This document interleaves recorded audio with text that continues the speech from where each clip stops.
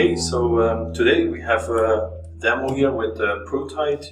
We have two Durofix tools connected over the Wi-Fi. So here I'm going to use a tablet. First thing we're going to do is identify the product. So we're going to type it in. There I go. So the job gets started, and the first thing I have to do is check if there's grease on here. So that's fine. So I'm going to close the cover and confirm it. And so what happens now is that automatically the right piece gets selected on one of those tools, and in this case it has to be this one, so you can see that tool has been enabled. This one is still disabled. So as I'm preparing here, I'm now going to start doing the tightening. So I have automatically the right target being set, so it's at the right target. Here you have OK. So I'm going to do the second one, running the bolt down. Then we go to the third one. And the preset, of course, could be set up to run a little bit faster, but this is good enough for what we're trying to do here. So I'm making this tightening. Done. Next one.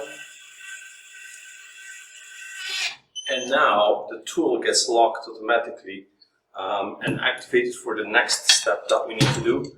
As for this 4 bolts here, we're going to tighten them at 50%. We're going to use the same tool, but automatically the target has been changed. So it's now set up for 50% on the final target here. I'm going to start running it down. Yep, first one. Here we go in for the second one. Third one. And the last one. Okay, so now these 4 bolts are at 50%. Now this tool is locked, so I can't run it anymore. Now this one has been activated, so it has been automatically over the Wi-Fi been set up to the right target for doing the spark plug here. So I'm running down the spark plug.